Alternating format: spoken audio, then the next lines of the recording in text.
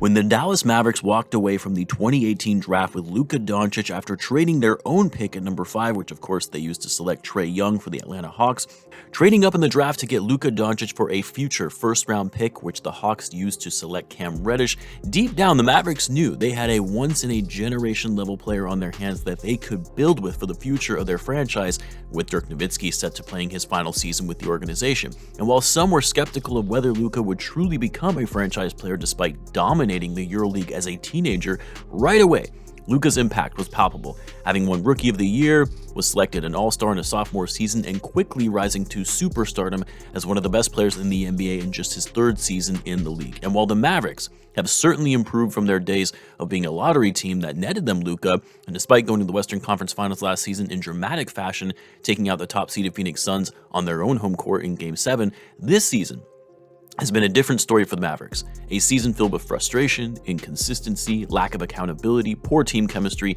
and of course, a blockbuster trade that most knew would likely blow up in their faces. Well, after everything that has happened this season with the Mavericks, and with just 7 games remaining on their schedule while sitting 11th in the West and 3 games below 500, there are 3 things that will happen to the Dallas Mavericks this offseason, and it's what we'll be talking about in this video. If you're new to the channel and you enjoy this type of content, then feel free to subscribe and hit that notification bell so you don't miss a future video, and in return, I'll be providing more NBA content like this all season long. Now, it's safe to say that the Dallas Mavericks have hit rock bottom. It's one thing to lose to the Charlotte Hornets after already having a stretch of poor games, losing a game in which they were a 16-point favorite, but hey, every team has bad games here and there, it happens. But to then follow that up in losing to the Hornets yet again in back-to-back games at such a critical time in the season where every game is so important, especially with how close the West standings are right now between seeds 4 through 12. These are supposed to be the cakewalk games where you get an easy win to help climb up in the standings. Instead, they lose both games against one of the worst teams in the NBA, who has already been eliminated from the playoffs and frankly is trying to lose as many games as possible to land Victor Wembanyama. How does that happen? How do the Mavericks lose to the Hornets twice at such a critical juncture in their season? Well, it starts with the in-season trade they made as a desperation move to make Luka happy because the roster the Mavs have put around him was crap. And so they traded for one of the biggest wildcard players in the NBA. Incredibly talented, but also a locker room killer in Kyrie Irving. Now, I put out a video when the Mavericks initially made this trade and how risky of a move this was and how it was a train wreck waiting to happen. But in the back of my mind, I did see a world in which these two could be successful together, even though it would be a slim chance.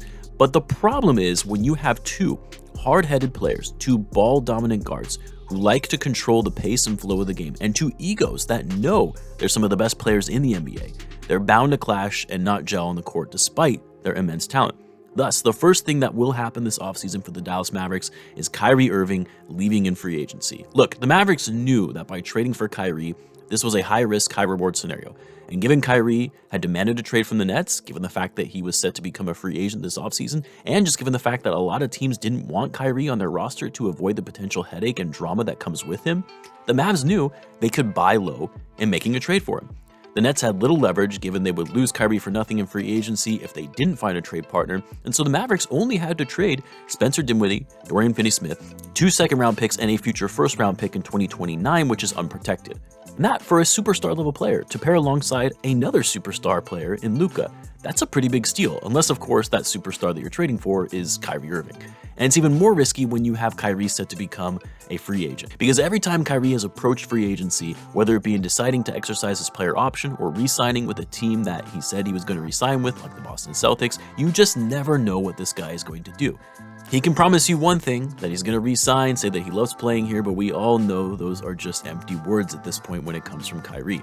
Kyrie is going to do whatever benefits him in the moment, so you can't trust what he says is going to actually come to fruition. But be all of that as it may, Kyrie Irving, after more recently making his comments on the Dallas Mavericks, fans booing this team in their loss against the Hornets on their own home court, the team struggling to maintain any kind of cohesion and making any progress in building on what they were able to do last season, yeah, he's not going to be re-signing with the Mavs. Now, of course, the Mavs could offer him the most money in a contract extension, and to be honest, they likely would offer him a max contract or a near max extension to justify trading away all those assets to get Kyrie and not losing him as a half-year rental.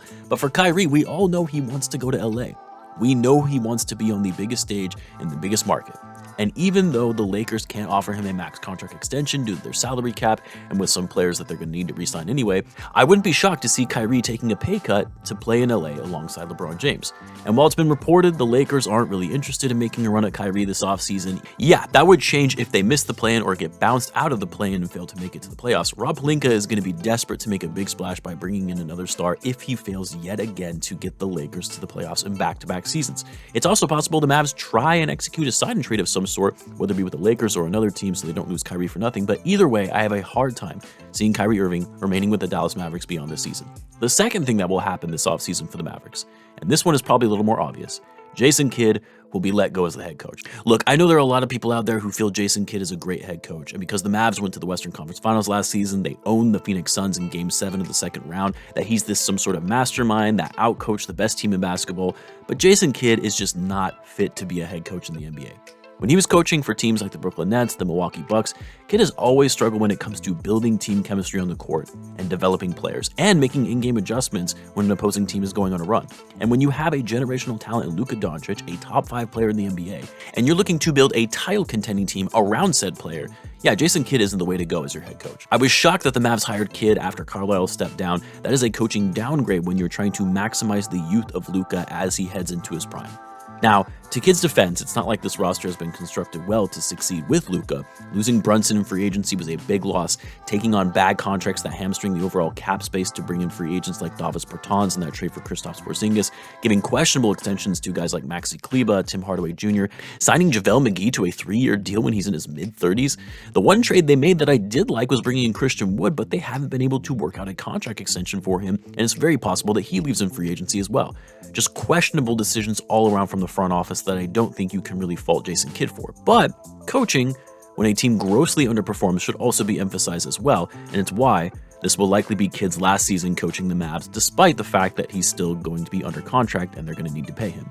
And then finally, the third thing to happen to the Mavericks this offseason is Luka Doncic is going to demand a trade from the team. Now, I know a lot of Mavs fans are going to come in here fuming in the comments saying Luka would never do that, the Mavs would never do that, they would never let a world-class talent like Luka go, and while yes, all of that is true, the Mavericks are going to do everything in their power to keep Luka, but if the Mavs miss the plan, which there is definitely a possibility that happens now with how they've been playing and the fact that the tight Western Conference race is heating up with other teams making strides to actually get in.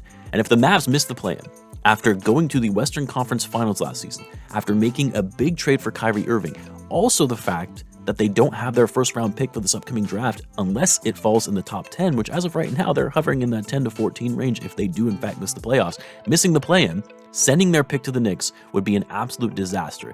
And if Kyrie walks in free agency, say Christian Wood leaves as well, what does Luka even have to look forward to on this team?